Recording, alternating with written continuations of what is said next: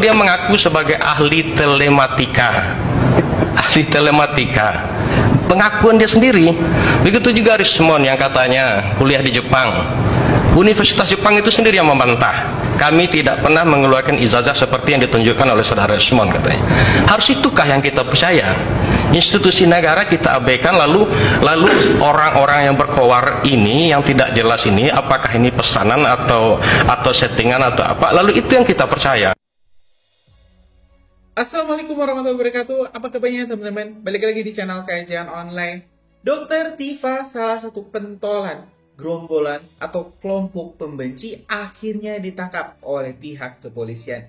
Ya teman-teman, kita tahu Dr. Tifa, Rocky Gerung, Amin Rais, Roy Suryo adalah beberapa orang yang memang paling getol, paling depan untuk melakukan serangan-serangan. Baik itu lewat fitnah, baik itu lewat hoax. Dan juga teman-teman, ya ini terkait ijazah Presiden Joko Widodo yang terus saja diganggu oleh para kelompok-kelompok pembenci. Dan informasinya teman-teman, Dr. Tifa sudah diperiksa oleh pihak kepolisian dan juga akan segera diumumkan untuk penangkapannya. Dan hari ini kita bakal tengok, kita bakal lihat bagaimana proses penyelidikan Dr. Tifa, bagaimana ini orang-orang yang lain seperti Roy Suryo yang mendadak ketar-ketir karena bakal juga segera dijemput. Informasinya sudah Kajian Online kumpulkan dan teman-teman tentu ini harus segera diselesaikan karena ya negara nggak akan maju. Kita nggak akan maju kalau misalnya masih saja energi kita dihabiskan terkait ijazah orang lain. Bagaimana kita bisa mengejar Amerika? Bagaimana kita bisa mengejar Jepang, Korea Selatan yang sudah sangat maju? Anak-anak mudanya tidak lagi memikirkan hal-hal seperti ini, tapi hal-hal yang besar. Nah, janganlah ini rakyat Indonesia malah disuguhi oleh drama telenovela tak berguna murahan yang terus saja diperlihatkan oleh kaum pembenci. Salah satunya ya oleh Dr. Tifa. Oke, teman-teman, tanpa panjang lebar, mending kita simak dulu informasi yang sudah Kajian Online kumpulkan, khusus untuk teman-teman semua. Saudari Dr. TT ya datang kepada penyelidik Subdit Kamnet mengklarifikasi bahwa yang bersangkutan hadir, kemudian menjawab beberapa pertanyaan ya yang diajukan oleh penyelidik tentang dugaan tindak pidana menghasut orang lain untuk melakukan perbuatan pidana atau mendistribusikan, mentransmisikan informasi elektronik yang sifatnya menghasut, mengajak atau mempengaruhi orang lain yang menimbulkan rasa kebencian atau permusuhan terhadap individu dan atau menyebarkan informasi elektronik yang bermuatan bohong sebagaimana diatur di pasal 160 KUHP dan atau pasal 28 ayat 2 Undang-Undang ITE. Dalam proses penyelidikan yang sudah dilakukan, dalam gelar perkara disimpulkan ditemukan ya, hasil penyelidikan sudah ditemukan dugaan peristiwa pidana sehingga perkaranya ditingkatkan ke tahap penyidikan. Kadang nggak habis pikir, kita sebagai adat orang timur sudah nggak ada lagi etika gitu ya. Di dalam bertutur kata, menyampaikan suatu pendapat sudah barbar. Nah sekarang bagi yang bersangkutan, sudah kau nggak usah banyak ngomong, nggak usah banyak beretorika, nanti kau hadapi aja ya. Kalau sekarang panggilan pertama tidak kau hadapi dengan alasan 17 kan silakan saja. Nanti panggilan kedua kamu bertanggungjawabkan saya, jawab aja apa yang kau ketahui, apa yang kau alami dan apa yang dipertanyakan oleh penyidik. Kan gampang saja, nggak usah kau berkoar-koar yang muncul buku lo. Yang paling ironisnya, substansi permasalahan yang pertama dipersoalkan kan masalah ijazah. Kok sudah melebar ke SMK? Kok kamu sudah mulai melebar lagi ke masalah latar belakang Pak Jokowi yang diduga diboyolali segala macam? Ini kamu nih manusia atau apa sih? Ya, sebenarnya otakmu di mana sih sebenarnya? Saya nggak ngerti wujudmu manusia bener atau enggak sih? Saya nggak habis pikir gitu loh. Apa sih sebenarnya yang kau cari gitu loh? Saya sudah berkali-kali katakan, kau tuh selama di dunia ini apa yang sudah kau perbuat untuk negara Republik Indonesia ini? Ilmu yang kau miliki hanya membuat gaduh aja. Seharusnya kalau kau dapat ilmu bisa kau sumbangkan kepada negara dan bangsa. Bukan ilmu ini kau mainkan untuk menjadi bumerang bagi dirimu sendiri. Kau sadar nggak masyarakat Indonesia ini pada umumnya, ya mayoritas udah muak benci lihat mukamu tuh. Nah, mending kalau kau mukamu tuh bener, sudah ngomong belepetan, nggak karu-karuan, sombong, ya nggak tahu diri, macem-macem. Ya, sadarlah gitu loh. Nanti hadapin aja nanti, ya. Nanti kan hukum akan membuktikan apa yang kau sampaikan, apa yang kau ketahui. Kan berkali-kali saya katakan, kau sendiri nggak ngerti posisimu sebagai apa mencari-cari kelemahan orang. Sekarang kau marah dicari masalah Yamaguchimu. Kau teriak mengkonter. Saya bilang, loh sementara kau memperlakukan orang kayak gitu, berarti kau kan nggak suka diperlakukan kayak gitu. Kemudian posisimu tuh apa? Kalau Prof. Edi bilang ya, Wamenkum bilang tuh, kau tuh nggak ada hubungan hukumnya. Ngapain kau cari-cari? Kalau saya selalu mengatakan nggak ada legal standing ya. Ini muncul lagi orang-orang tertentu kompor-komporin lagi. Yang sialnya ada lagi muncul lagi mencetak satu buku. Kenapa nggak 5.000 lembar aja? Kau jual kan laku di pasaran kalau ada yang beli. Kalau dibuang jadi keset mau apa lo? Nah, karena tidak berbobot nilai buku itu hanya untuk membuat suatu kegaduhan. Karena apa yang kau teliti itu tidak sesuai dengan fakta. Kau ngomong segala macam, ini sudah berdasarkan analisis, tarik segala macam. Nah kau munculkan aja itu berkali-kali saya katakan tuh. Itu semuanya salinan-salinan. Pernahkah kau munculkan aslinya? Nggak pernah. Terus kau minta orang untuk munculkan aslinya, siapa kamu? Sudahlah. Kesimpulannya kan sudah berjalan nih hukum. Nanti kau hadapin aja panggilan nih, kalau nggak salah tanggal 20 panggilan. Nah, menurut hemat saya sudahlah pihak kepolisian tegakkan hukum aja, jangan bikin carut marut lagi. Kalau memang betul tidak mau diberlatang, upaya paksa saja, panggil saya, jemput paksa. Ketahuan kan sekarang kan siapa gerombolan TPUA? Ketahuan kan? Memang dia orang yang disiplin, memang dia orang yang taat hukum. Enggak. Memang dia itu orang yang oke. Enggak. Emang mereka itu orang pinter. Masya Allah. Jauh dari pinter. Ya pinter sih. Pinter apa, Gri? Ngebacot. Itu orang-orang kan pinter banget kalau ngebacot. Ya, bahkan ketika ada masukan dari manapun, dari siapapun, satu pun nggak pernah ada yang benar, satu pun nggak pernah ada yang diterima. Kamu jangan ngajarin saya, wes.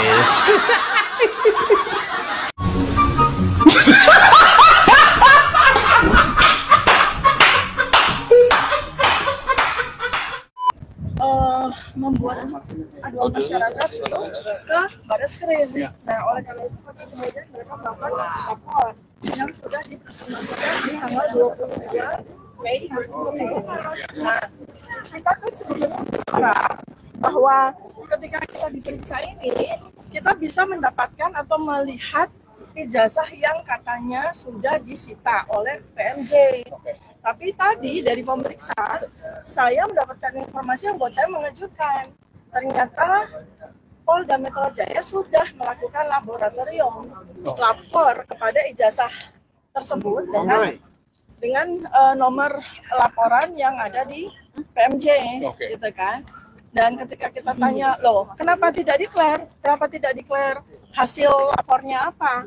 Kata mereka, ya agak juga gitu, belum ada kejelasan gitu. Jadi mereka bilang bahwa si ijazah itu ada di Mabes, bukan lagi ada di sini. Dan mereka bilang bahwa mereka sudah meminta untuk uji laboratorium forensik atas ijazah tersebut. Jadi seperti itu. Tapi ya kemudian kami sudah berketetapan bahwa kami tidak akan memberikan keterangan apapun karena nggak ada relevansinya. Ketika ijazah itu nggak ada, ketika ijazah itu tidak ada di depan kami, yang nggak ada relevansinya bagi kami untuk menjawab apapun pertanyaan.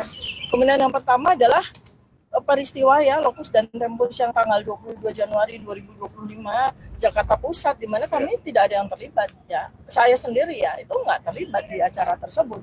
Mau ditarik sampai ke tanggal 30 April ya itu nggak relevan. Artinya ya perlu ada katakanlah serangkaian pemeriksaan, nggak bisa seperti itu gitu ya. Itu catatan saya terhadap soal ijazah. Kemudian yang kedua juga tentang betapa saya bilang begini ya. Ini kenapa hukum itu di tangan polisi itu seakan-akan diperlakukan semaunya mereka gitu ya. Seperti kita kan sudah 3 kali ini dilakukan pemeriksaan. Tapi laporan polisi dari 2.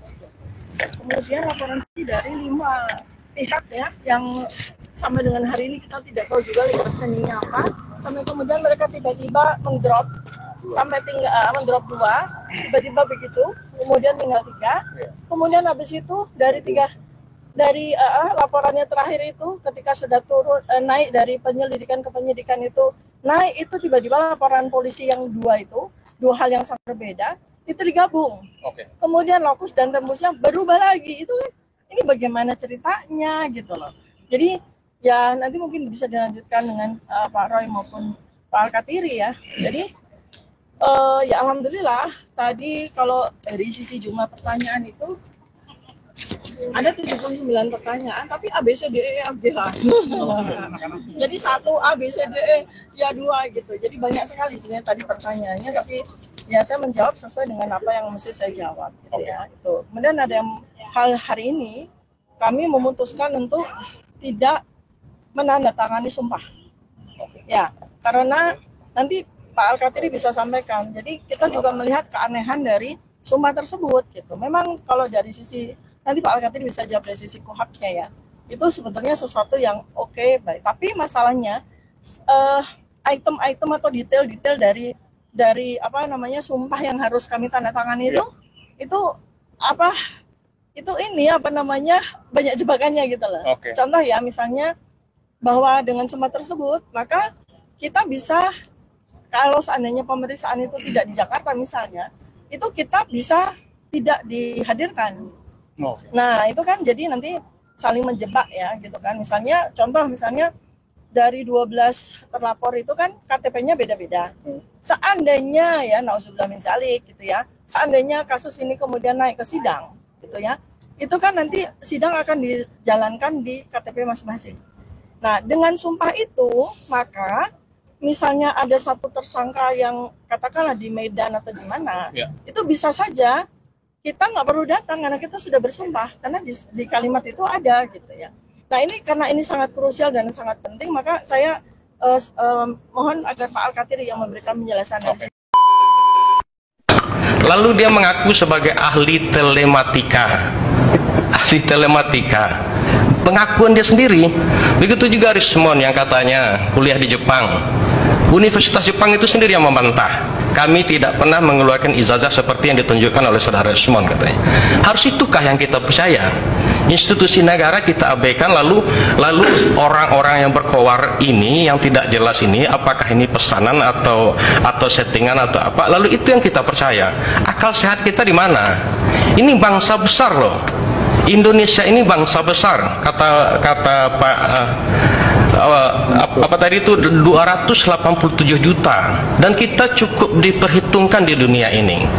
Jadi saya melihat begini, kasus ini sebetulnya adalah kasus remeh-temeh, betul apa yang dikatakan. Kalau saya melihat ini adalah kasus murahan dan kampungan menurut saya. Tapi di sini ada banyak permainan. Siapa yang bermain di sini? Inilah ada ormas-ormas ilegal. Apa itu ormas ilegal? Hari ini HTI dan FPI adalah ormas ilegal di Indonesia ini. Mereka ini yang bermain. Ada kepentingan asing yang bermain di sini. Siapa itu?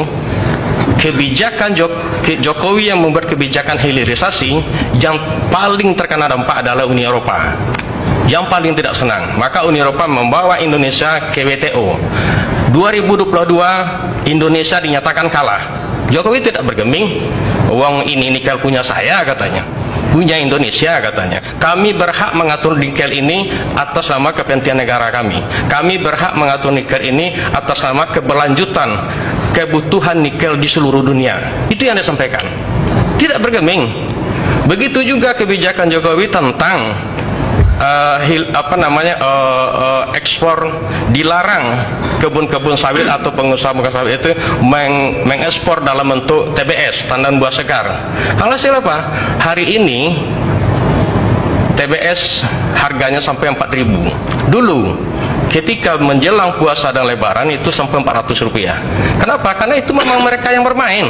Nah, inilah kepentingan, inilah barangkali yang bukan menurut kacamata saya, tapi dari informasi yang valid juga yang saya sampaikan. Kalau Jokowi tidak bisa menyampaikan seperti itu, ini kepentingan asing, ini kepentingan negara Uni Eropa. Amerika Serikat juga sangat benci dengan Jokowi. Kenapa? Karena saham Indonesia yang hanya 8% di Freeport sekarang sudah jadi 51%, bahkan 55% mayoritas. Di samping itu juga dilakukan hilirisasi, dibuat oleh Indonesia smelter di Gresik, Jawa Timur. Emas ini begitu diambil di Freeport di Papua, dibawa dulu di Gresik, dimurnikan dulu, diketahui dulu berapa emasnya. Baik, setidaknya poinnya ini ada intervensi asing, permainan.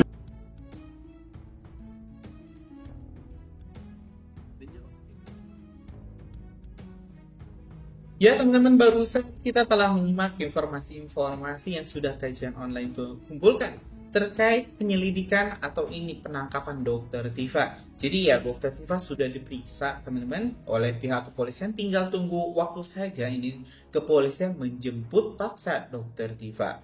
Tapi nggak sampai di sana, ada juga Roy Suryo, Rocky Gerung, Amin Rais yang juga teman-teman memang sudah ditargetkan sejak lama. Hanya mungkin ya kita tunggu waktu saja.